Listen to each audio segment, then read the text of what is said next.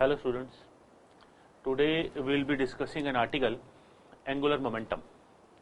So angular momentum, let's understand the topic.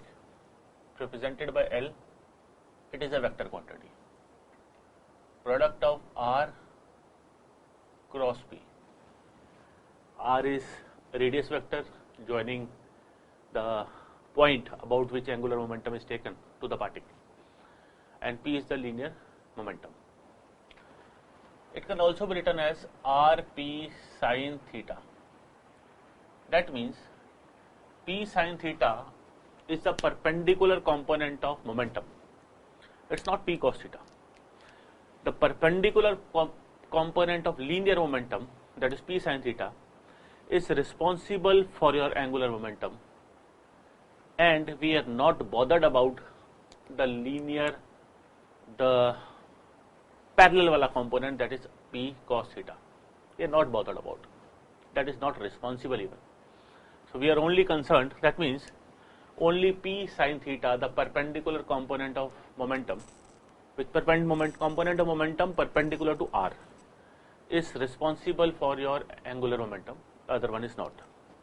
Second thing, angular momentum L is a vector quantity. Now, it is an axial vector. What do you mean by term axial? It is the property of an axis about which the body is rotating. Just like angular velocity, for a rigid body, the particles may have different, on a rigid body, the particles may have different linear velocity, but they have same angular velocity. Same like the particles can have different linear momentum, but they have same angular momentum if the particles are lying on a same rigid body. So angular momentum is an axial vector. Now one thing more about angular momentum. It is a vector which is generating the rotational motion. Just like we talk about linear momentum. Linear momentum is the quantity of motion contained in a body. It is the quantity of motion. Same like it is the quantity of rotational motion. The quantity of rotational motion in a rigid body is your angular momentum. We can understand it just like it is a balancing vector. What do you mean by balancing vector? Like you can understand a wheel is rotating, and the faster the wheel is, the more balanced it is. The slower the wheel rotates, there are more probability for wheel to fall down. When you are riding a bicycle with a greater speed, you are in a balanced state. You can even leave your hands and drive bicycle. Whereas when the bicycle is slower, the balancing vector is smaller, and there is more tendency to fall down. Now, let us say there is a wheel, and this is angular momentum is a vector which is passing from center of the wheel. The faster the wheel, the longer the balancing vector. Just like when a person is, you can assume, think in your mind, when a person is moving on a rope, he or she can hold a long rod to make balance itself. So like that rod, this angular momentum is an invisible balancing vector. There is no rod inside the wheel, but yes, there is something which is balancing that wheel. You can throw a coin like this on the ground, and it rotates and rotates and rotates till it slows down and falls. Why it does not fall when it is in moving with greater speed? Because the balancing vector is there, and that balancing vector is angular momentum.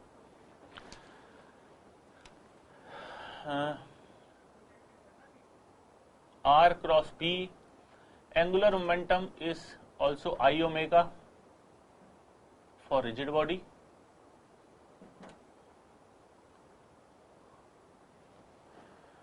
There is one more talk, conservation of angular momentum. Conservation of angular momentum, it states that L initial is equal to N final if external torque acting on a body is 0. External torque acting on a body is 0. Now, let's see this question. Show that angular momentum of a satellite of mass ms revolving around Earth. This is your Earth and this is your satellite. It is moving with speed v. You have angular momentum, we have to tell. The gravitational force of attraction must be equal to centrifugal force, so that the satellite revolves in a fixed orbit. Now gravitational force is equal to centripetal force, and gravitational force is g mass of satellite, mass of Earth upon r square. Now centrifugal force is g mass of satellite, v square upon r. So you get v equal to g m e upon r का under root. Now angular momentum is m v r, mass into velocity, linear momentum. This is my linear momentum. It is perpendicular to my radius vector r vector. Angle is 90 degree. Since the angle is 90 degree, mvr sin 90, sin 90 is 1, so it is mvr. This is mass of satellite. V, this is v. G, mass of Earth. R into r. G, mass of Earth, mass of satellite का square into r. So this is your angular momentum, right? Let's move on to another question. A disk of radius 0.5 meter is rotating about an axis passing through its center. Disk of radius 0.5 meter is rotating about an axis passing through its center. This is a disk. This is a disk. This means moment of inertia mr square by 2. Radius 0.5 meter, about an axis to the center, perpendicular to the plane. Tangential force. Force is 2000 Newton. Applying to bring it rest. Final velocity of angular speed 0. In 2 seconds, calculate angular momentum. So, torque is R cross F. R cross F, RF sin 90, so it's RF. That is also equal to dl by dt, angular momentum final minus angular momentum initial upon time taken. So your R is 0.5, force is 2000, final angular momentum is 0 because we are bringing it to rest. Initial angular momentum, this we have to find, divided by time taken. Time taken is 2 seconds. So it comes out to be the magnitude of angular momentum is 2000. Magnitude of angular momentum is 2000.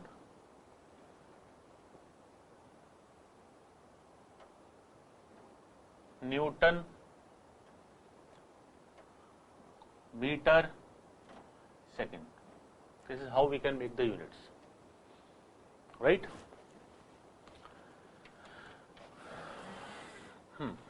let's move on to another question. Conservation of angular momentum. Conservation of angular momentum states that if external torque is 0, initial angular momentum is equal to final angular momentum. Before applying this formula, you need to see that external torque must be equal to 0. If external torque is not 0, this is how we can do this problem. If external torque is 0, you can directly apply L initial equal to L final. For rigid body, I1 omega 1 equal to I2 omega 2. Not always.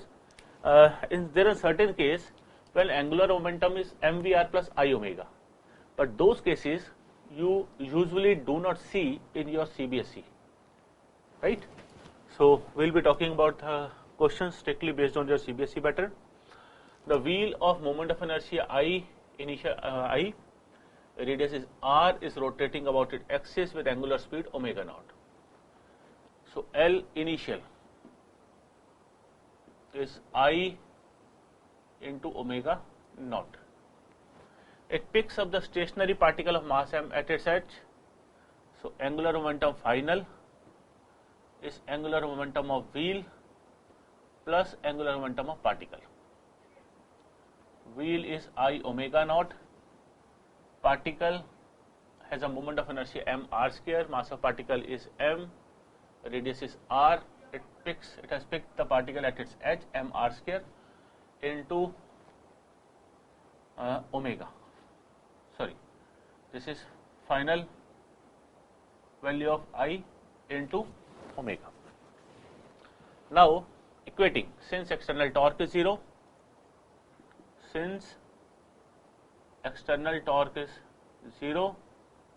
so I plus m r square omega is I omega naught. Omega is I omega naught I plus m r square. This is how you can equate initial angular momentum with final angular momentum to get the final value of omega, right? Okay.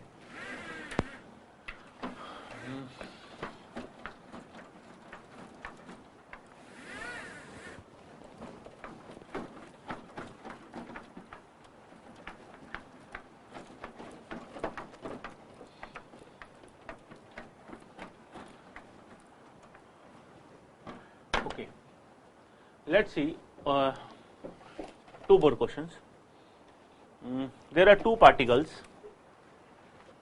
Let me explain you the question first. There are two particles moving along these two parallel lines in opposite directions. There is a particle of mass m, it is moving with speed v.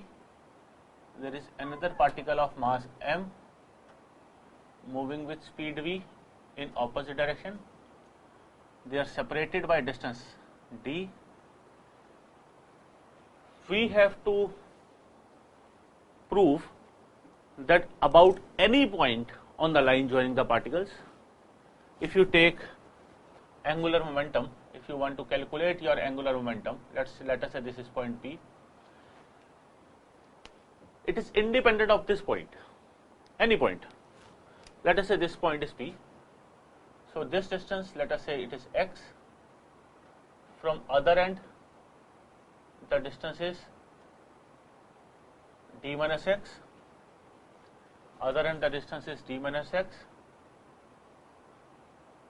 So angular momentum, let us say in this case this is your mass, and let us say this is my r vector, r, x. The angle between r and v is 90 degree. In this case, this is my r vector. The angle between r and v is 90 degree. It's not 270. I am taking the angle from r to v in anti-clockwise direction. This is the convention that I am using right now. You can use the conventions at your own. R, v, I am starting r vector and v vector both from the particle, and the angle is measured from first particle to from R to V in anti-clockwise direction. So it comes out to be 90 in both the cases. This distance is d minus r, right? So total angular momentum is L1 plus L2. L1 is m v x sin 90. L2 is m v d minus x sin 90. mvx mvd minus x, it's mvd. So it's mvd. D is the distance between these two particles. It is independent of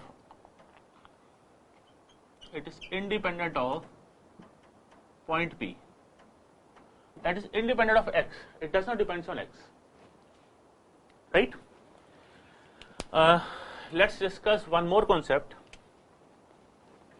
Let us say this is a plank. This is a plank of length L, which is placed horizontally on ice, which is placed horizontally in ice, such that we can assume that the friction is 0. The mass of plank is m. Now, also we assume a boy whose mass is m, it is moving with speed v. He is running with speed v, constant speed. He comes and jumps and stands over the plank. Now, what will be the type of motion? Since the boy has some linear momentum, so boy plus plank must be having some linear momentum, if I consider them a single system, right? So the plank must be having some sort of translatory motion. The boy is also having some angular momentum. About which point? About the combined center of mass of this plank and mass. Let us say this is a point, the geometrical axis of the plank, where the center of mass is plank lies. This is the point where the center of mass of boy lies when he comes over here. So their combined center of mass, let us say, is lying somewhere here. Now this point will become my IAOR, instantaneous axis of center, also known as combined center. About this point, the plank will rotate. And this point will remain at rest. For the system. Also, if there is a certain case, if the plank is fixed from some point, let us say if it is fixed from this point, I have hinged the plank at this point. If it is so, then my center, instantaneous axis of rotation will be that point about which the plank is hinged. If the plank is free, then my combined center of mass of plank and boy will become your instantaneous axis of rotation, right? Moreover, if you have some other doubts also, if you want some more questions to be solved, do let us know. Please subscribe to our channel. Thank you.